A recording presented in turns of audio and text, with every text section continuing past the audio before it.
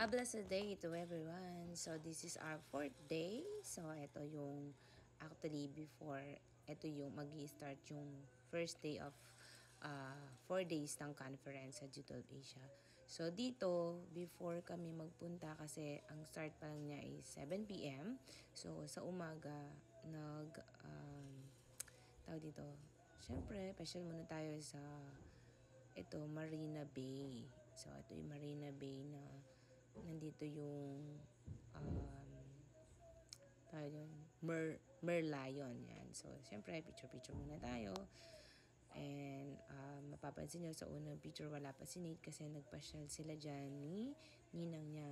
So, let's raise our hands for the glory of God because we need to enjoy, no, lalo-lalo na yung pinapagawa ni Lord sa atin, of course. And yan, so dito sa picture na to, andyan na si Nate. Yan, okay. So, pasensya na, I include everything, no? Kasi gusto ko talaga ma-retain, lalo na yung mga memories ng, uh, ng first time, syempre, sa Singapore. At the same time, yung mga moment.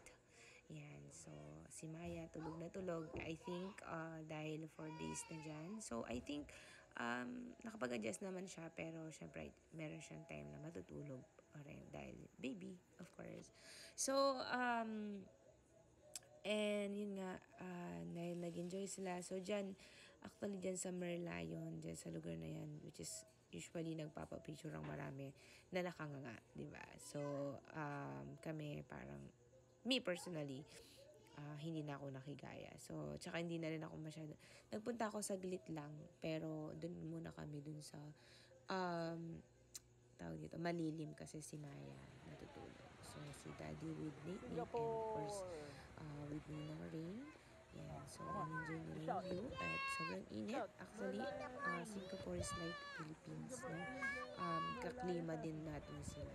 So, mainit. Wow, may papos-pos pa yung kapatid ko. So, yan yung mga kasama namin nasa likuran and others, I don't know them. But they are also there para mag-picture. And that's my poging husband. Siyempre, pogi siya kay Lord. Presence of God inside, di ba? And He is the second in my heart. Siyempre si Lord and then siya, di ba? So, yan. So, enjoy muna natin yung view before ko may share. Actually, this first day talaga, actually dahil konting session pa lang siya noon. So, konti pa lang yung makukuha natin. So, bakit ko nasabi? Kasi, dahil ito mga, na lang to mga recording, so, nangyari na.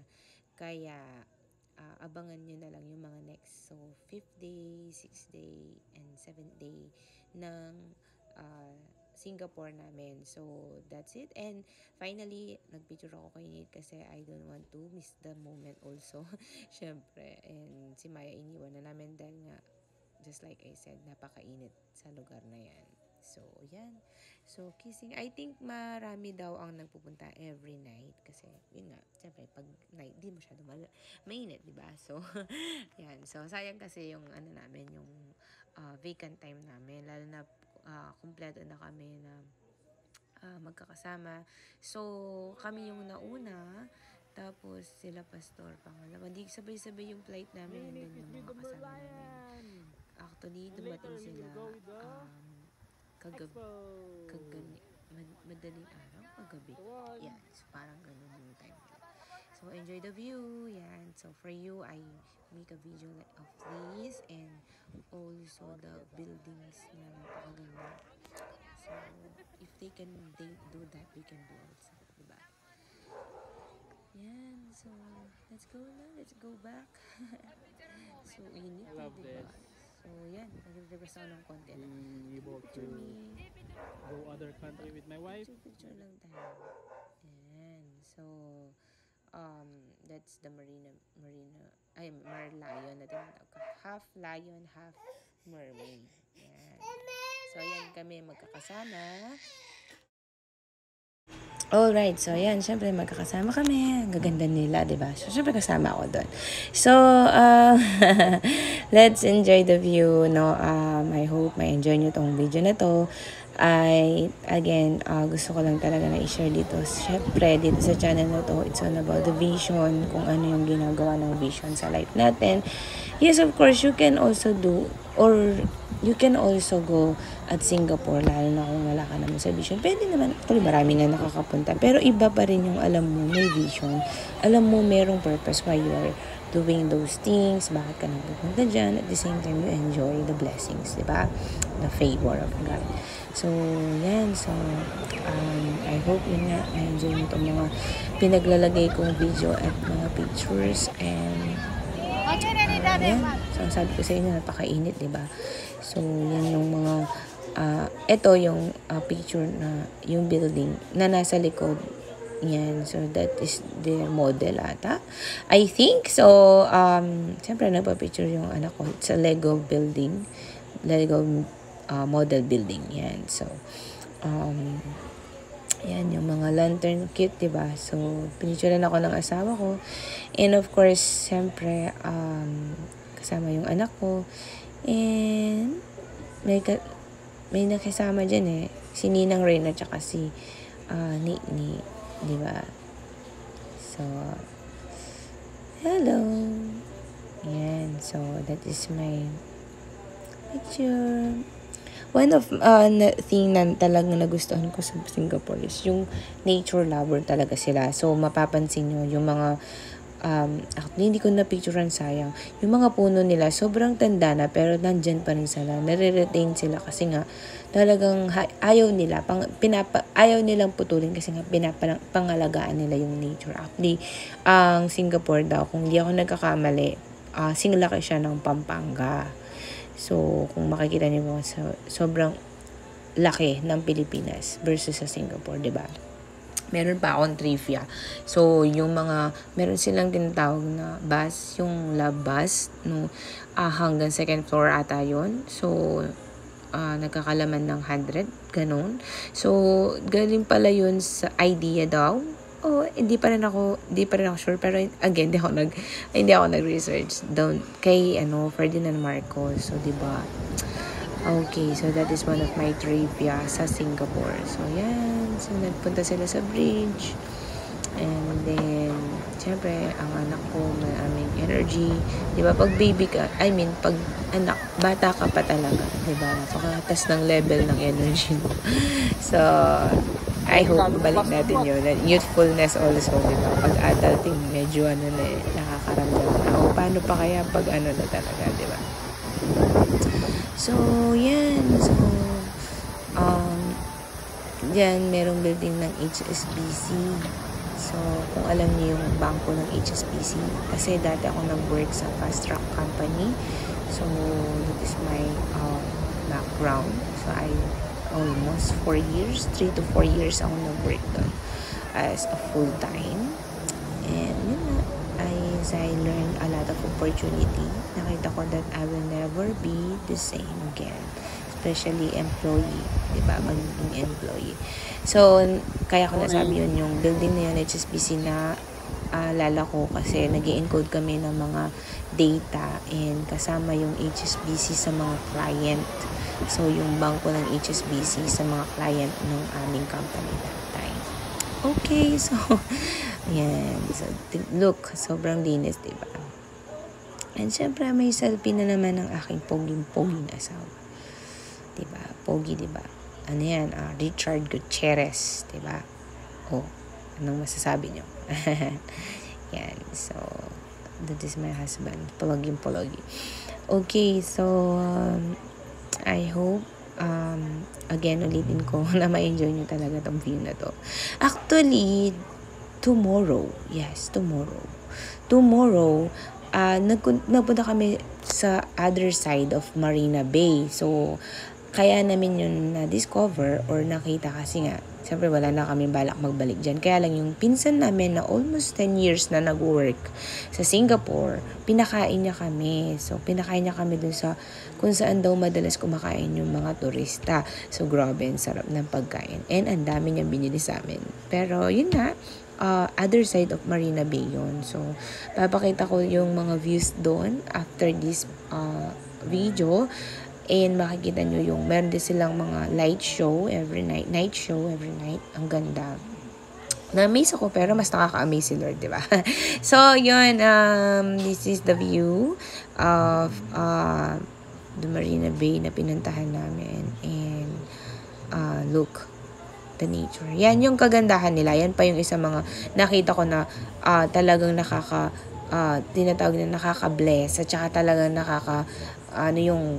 nila na every building meron sila mga halaman. So kung mapapansin nyo, kung meron kayong mga o kaya nakapunta na kayo dun sa mismong Changi Airport, 'di ba?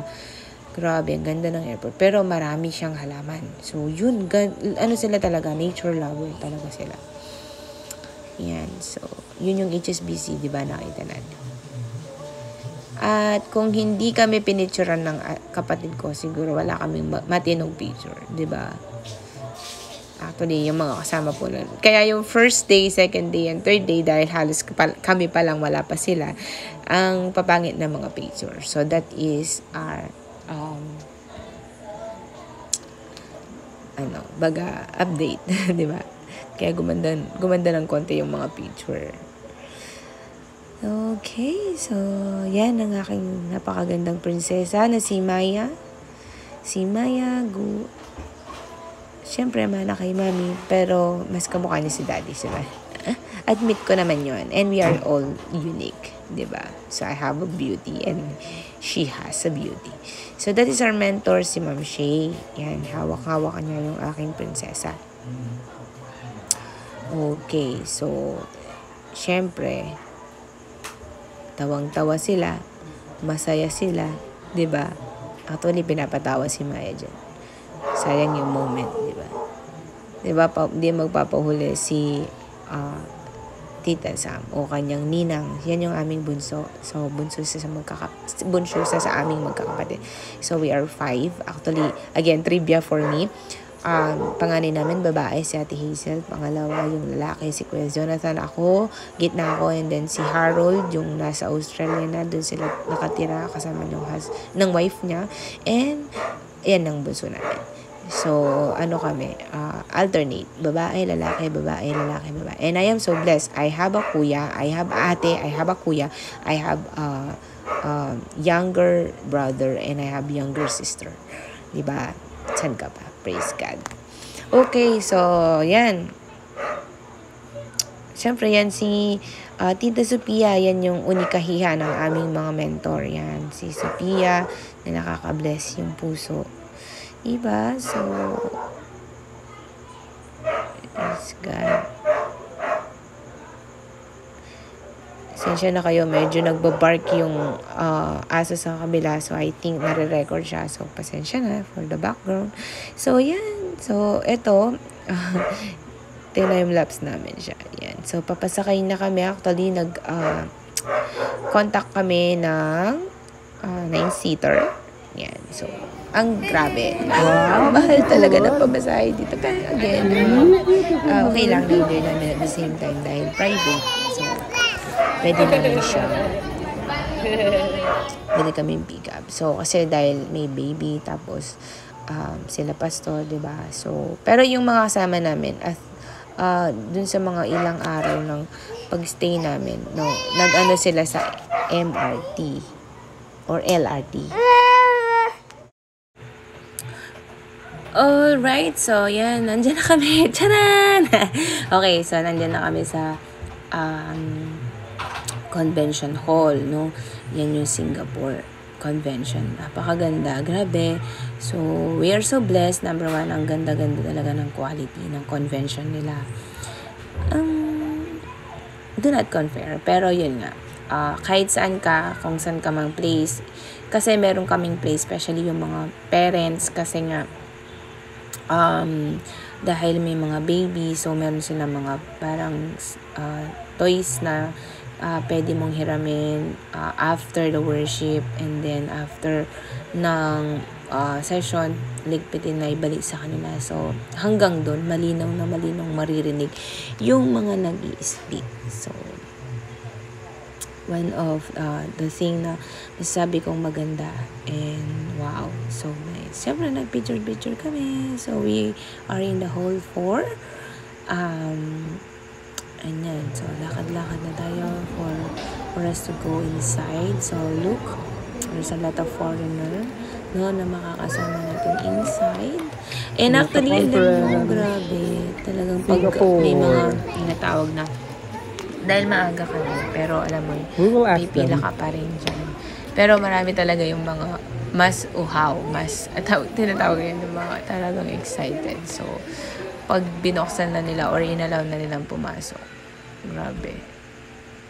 Yung takbo nila, sobrang bilis, sobrang tuloy. So, that is the race pan, no? Ganda, diba? So, siyempre, inuwi namin yan. Pero, pwede kang mag-avail dun sa merchant, nila. So, actually, yung mga jacket nila, ang ganda. So, na-sold out. So, ang isa naming, sayang hindi na kami nakapag-avail. So, yan. Na-sold out sila. So, yan. So, that is our baby and Nate. And later lang, may makikilala si Nate. Actually, na-curious siya. And we are so thankful kasi friendly si Nate. So, Koreano siya. Tinignan niya yung malapit na. So, tinignan niya yung piniplay niyang game. Yan. So, that is, I think, Minecraft yan. So, yan. So, syempre, si Kuya Koreano, kasi alam ko 9 years old siya dyan. 9 years old yung boy kasi tinanong ko, hindi maintindihan si Nate kasi si Nate, yung talagang ginagamit niyang language is English. Pero nakakaunawa siya ng Kapampangan and konting Tagalog. So, kinakausap niya yung mga ate ni Kuya Koreano. Ayan. So, yun nga, nakakatuwa lang kasi, di ba, dati, napapanood mo lang sila, pero ngayon, naririnig mo sila personally and face-to-face yung pagsasalita nila. So, siyempre, dahil foreigner, dahil iba. So, parang nakakaano lang, nakakatuwa. Yan. So, yan si Kuya. So, alam ko, Minecraft yung kinigame nila that time. Siyempre, tinigay ko si Nate, baka take advantage siya, di ba? Parang gano'n. So, siyempre, tuturuan natin ng good attitude and character. Ayan. So, siyempre, may posing. And I hope magkita pa rin sila. Next, 2025. Yan. So, kasi 2024, walang G2 Asia Conference. So, this is the nakapasok na kami dyan, charan, and that is the ID, the race band. That will be our ID. So, you need to wear it. Pwede kang mag-avail. Actually, naubos yung kanilang mga, just like I said a while ago pala, nasabi ko na siya. So, naubos yung mga race band nila. Okay, so, yan, sabi, praise and worship, and grabe yung mag-praise and worship talaga yung mga Korean. They are so passionate, fired up, so, grabe. Nasa harapan sila kanya, so, but, syempre, hindi nagpapatalo yung mga Pilipino. And, excuse me, and, I think, parehas yung Korean and Philippines ng number of delegates, 1,005 yung delegates from Korea and from Philippines. So other, after 3 years of being a part of a finally back here, 4648, lift up the name of Jesus. Amen. Again, sorry, pero grabe yung dami pala ng Asian country. So grabe, doon talagang pinakamalaki. I don't know about you, whether you missed that, but we missed a lot of you. So, we need to understand na malaki talaga yung pinapagawa ng Lucy. So, yan si Pastor Dingle ko. Siya na yung pinaka-head of pastors. What we can do here is that Asia is gathered together to worship the Lord, to pray. Dati which is si Pastor Lawrence ko. So, pinasa namin sa kanila, which is si Pastor Lawrence ko, ating G2 Asia coordinator. It's worship the Lord.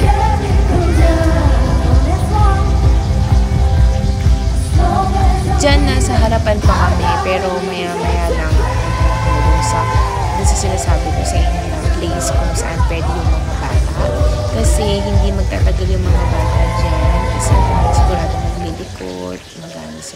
that is Pastor Lawrence and Lincoln. Sila yung talagang pinaka-main pastor dati sa church, which is sila nga yung coordinator. Yan, sa Asia, G12 Asia Conference. Okay, so from this one. Okay, I don't want to recognize that. So that is our so again what I've received is we need to be the light of the world. So kailangan talaga nating pagliwanagan yung light ni Lord sa life natin. So for tonight pa lang yun ako na more on introduction. Yeah, more on introduction and more on encouragement this day, and tomorrow talaga mag-i-start yung pinaka main preaching. Okay, so God bless.